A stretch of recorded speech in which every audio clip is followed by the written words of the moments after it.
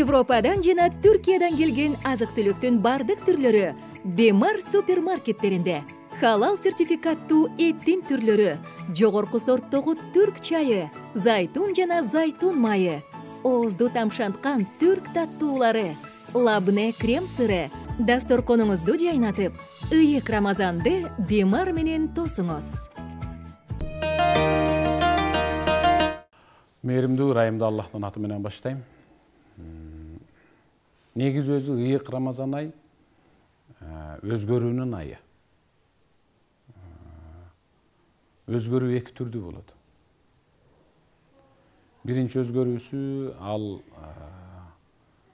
бир ай бою сухурда азыраак тамак жеп, анан ифтарда тамак өтпөй калып, ошентип кичине азып, салмак ташташы мүмкүн да. Бирок биздин бүгүнкү сүйлөшө турган сөз ал өзгөрүү жөнүндө эмес да. Ал жөн эле салмак таштайт. Бир аз арыктайт. Кээ биркилер эки маалда тең көбүрөөк тамак жеп алып, толдум деп эсептешет. Аллах өз сөзүндө бенделерим калыптанып кекиртегине чейин батып калган өзүнө да, чөйрөсүнө да, үй бүлөсүнө да жакпаган өтө жаман кылык жоругунан бир отоло суурулуп чыгып, эң мыкты жүрүм турумга, адеп ахлакка, көркөм мүнөзгө өздөрү умтулуп өзгөрмөйүнчө мен аларга эч качан өзгөрүү бербейм деген. Өзгөрүүнү биринчи өзүбүздөн башташыбыз керек. Анан алма быш, оозума түш деп орозо туттук эми кандай болор экен, аягын көрөйүнчү гана деп жастыкка башты коюп, анан аябай чоң нерселерди кыялданып жатып өзгөрүүнү ою менен өзгөрө берүү менен эч качан адам өзгөрбөйт. Адам баласы өзгөрүш керек. Ошон үчүн Жабир ибн Абдилла «Иза сумта фальяссум сам'ук ва лисанук ва айнук» деген. Эгерде орозо тутуп баштасаңыз, анда эң ириде биринчи кулагыңыз сизге кошулуп орозо тутсун.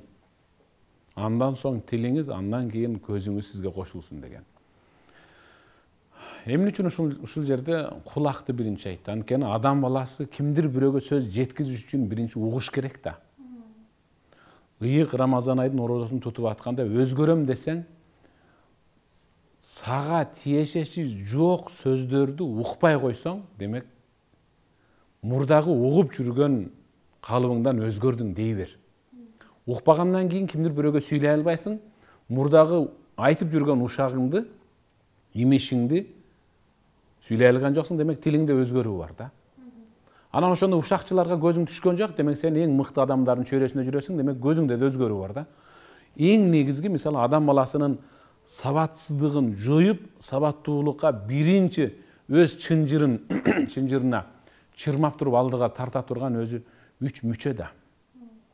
Мисалы, мугалимдин кана бүгүн биздин өтө турган сабагыбыз А тамгасынан дегенде биринчи кулак угат да. Анда кана айтып көрөйлүчү дегенде анан А деп тил айтат. Анда токтоп турлам, мен мына доскага жазайынчы деп аны жазганда анан көз көрөт да. Ушул 3 мүчө адам баласын жамандыкка да, жакшылыкка да сүйрөп тарта турган 3 мүчө. Ошол себептен орозодо ушул 3 мүчөсүнө ээ чыккан инсан, демек анда сөз түрдө өзгөрүү болот. Мындай да, Майраш, мен интернеттен көрүп калдым. Умрага барып келипсиңер. Аллах таалам кабыл кылсын. Умрага барганга чейинки ой толгоо, мисалы, иш план, кыял, мисалы. Умрадан кийин бир канча пайызга өзгөрүш керек да. Сиздерде ошондой өзгөрүү болдубу? Жан дүйнөдө өзгөрсө болду. Бала төрөлөрү менен эч качан басып кетпейт да. Акырындык менен. Мен эмнеге муну айтып атам? Эгерде умрага, хажга барган адамда умрага, хажга барып келгенден кийин өзгөрүү болбосо, анын хаж умрасы ибадат эмес, аныкы жөн эле саякат. Саякат жөнү көрүп келди, жер көрдү, эл көрдү, бийик тамдарды көрдү, ысык жерди көрдү, көп эл бар экен, ошолорду көрдү. Саякат деп коет аны. Ал эми бүгүнкү азыркы биз отуруп алып сөз кылып жаткандагы ай бул ыйык Рамазан айы эмеспи? Эгерде ушул ыйык Рамазан айы бүткөндөн кийин өзгөрө албасак, анда биздин тутуп аткан орозо ал жөн эле диета. Жөн эле диета. Арыкташ үчүн, кээ биркилер мындай келбетин сактап калыш үчүн, фигурасын чыгарыш үчүн карманган жөн эле бир диета да. Ыйык Рамазан айы өзү негизи өзгөрүүнүн айы. Өзгөрүүнү биринчи өзүбүздөн башташыбыз керек.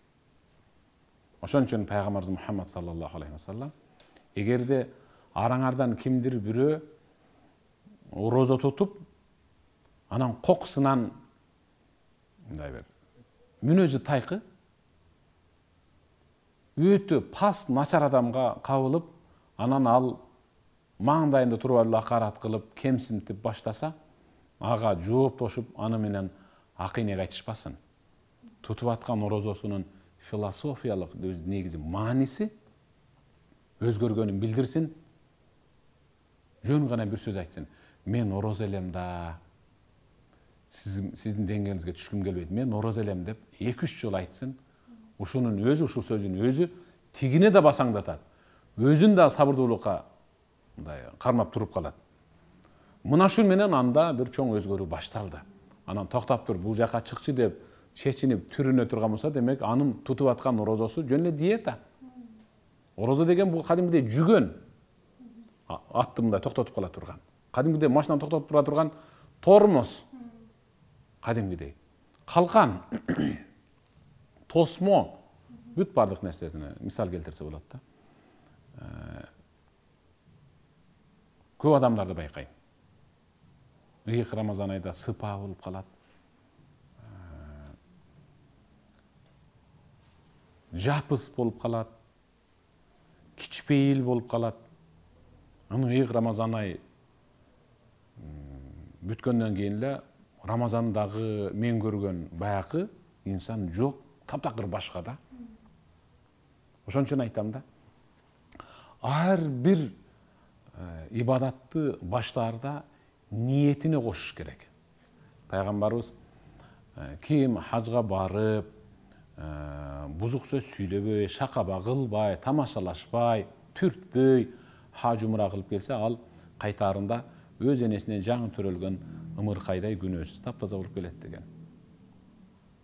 Ал жөндөн жөн эле боло бербейт. Ушул жерден чыгып атканда, о Аллах Таалам, мени күнөөмдөн, өз энемден төрөлгөндө кандай таза болсом, ошо ымыркайдай нукура таза кылып кайтар. Мен ошон тазаланып келишим керек деп ниет коюп чыкса, ошондой болот. Анан барып жөн эле тиякты биякты сүйлөй берсе, анда болбой калат.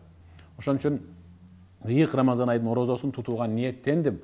Аллахым менин тилимди сакта, көзүмдү сакта, бардык мүчөлөрүмдү жамандыктан сакта дей турган болсо, демек анда өзгөрүү болот.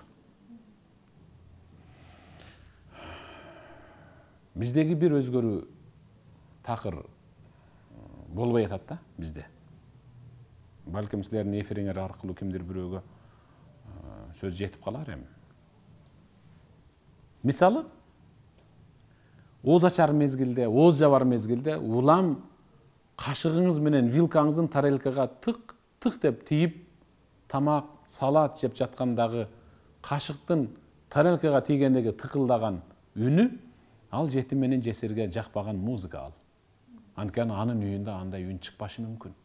Анткени анын үйүндө андай табак жок, тарелка жок. Анткени анын үйүндө биз жеп жаткан ошондой майлуу тамак жок да. Өзгөрүүнү ушудан башташыбыз керек. Кантип? Пайгамбарыбыз Мухаммад саллаллаху алейхи ва саллам: "Иза табихта марикатан фааксир мааха ва таахад жиранак." Эгерде үйүңөрдө сорпо бышыра турган болсоңор, анда сууну казанга аябастан ашыкчараак куюп кое бергиле. Бышып өзүңөрдүн курсаңар тойгондон кийин ошол муктаж кошунаңарды же ошол көчөңөрдөгү ошондой бир инсанды жоктоп койгонго жакшыраак деген. Ушул өзгөрүү. Мынаны ушуну өзгөрүү деп айтса болот. Бүгүн ушинте албасак, биз эртең өзгөрө албайбыз да. Эмнеге? Анткени пайгамбарыбыз ыйык Рамазан ай кирип келе жатканда сахабаларына силерге өтө улуу ай келди. Шахрун азим деген өтө улуу ай келип калды. Мындай айга чанда сейрек адамдар кездешет. Анткени бул айда бейиш эшиктери бүтүндөй ачылат да. Кайсы бир бенденин пайдасы үчүн, мисалы, сизге, мага дагы башка бирөөлөргө, жалпы момун мусулмандарга өздөрү эле жаап албаса деп атат. Өздөрү эле бир өтө чоң күнөө иш кылып жаап албаса, анын пайдасы үчүн, демек, бейиш эшиги калдайып ачылды.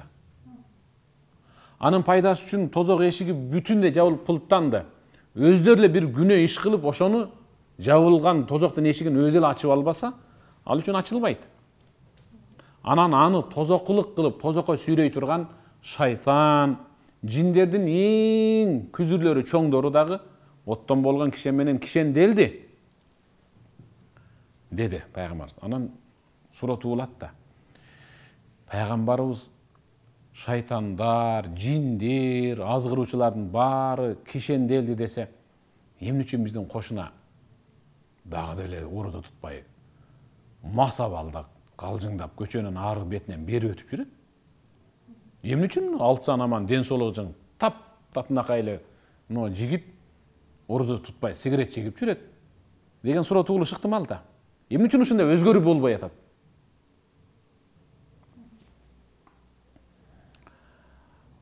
Бул баякы мен кичинемде бир жетпей калган оюнчугум бар да. Мен кичинемде сайга жакын жашаганбыз да, биз ошо үйүбүз сайдын жанында, үйүбүздүн аркасынан дарыя өтөт. Анан ата-энем байкуш эми баякы көбүрөөк балалуу болгонго бизге баякы тиги дүкөндөн өкмөттүн чыгарган машиналарын алып бергенге каражаты жетпеген чыгар. Анан сайга түшүп алып, таштан машинаны алып анан кумга ошондо ойной берет элем да. Анан кээ бирлеринин үйүнө барганда, алардын үйүндөгү укмуш сон оюнчуктарды көрүп көзүм күйө берчү. Анан мен ошондо ушундай оюнчугум болсо деп бир кыялданган элем. Анткени аны мына үстүнөн момундай кылып кое берсең, чимирлеп айланат. Аны юла деп коебу? Ошону укмуш жакшы көрчүмүн. Анан кийин биздин үйдө бир саат бузулуп калса, дароо эле сааттын аркасына алып эле баягы ишек чабагын сууруп чыгып эле баягындай айландыруучуларын айландырып ойночубуз да, мындай чимирилтип.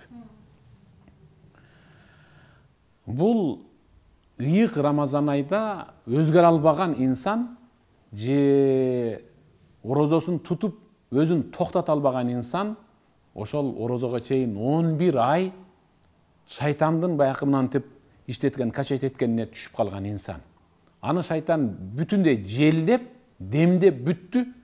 Анын шайтаны небак кишенделген, бирок ал шайтан тараптан желденип калгандык, демделип калгандык үчүн ал шайтан келбесе деле өзүнчө шайтандын деми менен айлана берет.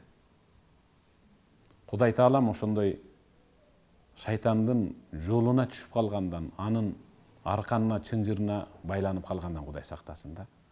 Өзгөрүүнү биринчи ушинтип башташыбыз керек. Биз ошол юладай болбой, өзүбүздү өзүбүз билип, мен бүгүн орозомун. Өзгөрүшүм керек деп өзүбүздөн башташыбыз керек. Ошондуктан ислам алымдары айтат. Каалаган тамагыңды же, каалаган этиңди же. Адан эле болсо тойгончо же. Каалап турсаң тойгондон кийин дагы же, бирок адал эле болсун. Бирок бир эле суранычы. Ушул адам этин жебей, ошо адам этин жегенден диета эле кармай турган болсоң, сенден өткөн мыкты инсан жок деген. Анткени адам этин жеш деген бул орозо оозу менен деле отуруп алып, бирөөнү жамандайт, сүйлөйт, шакаба кылат, кемсинтет, ушактайт. Мына ушул эң жаман адат. Ушундан эле арылып, ушундан эле токтоп өзгөрө турган болсок, демек биздин быйылкы эки Рамазан айда өтө чоң өзгөрүү бар. Айтайын дегеним, былтыркы туткан орозобуз менен быйылкы туткан орозобуздун айырмасы өтө чоң болуш керек. Былтыркы өткөн Рамадан менен быйылкы өткөрүп аткан Рамадандагы айырма асман менен жердей болуш керек. Европадан жана Түркиядан келген азык-түлүктүн бардык түрлөрү Бемар супермаркеттеринде.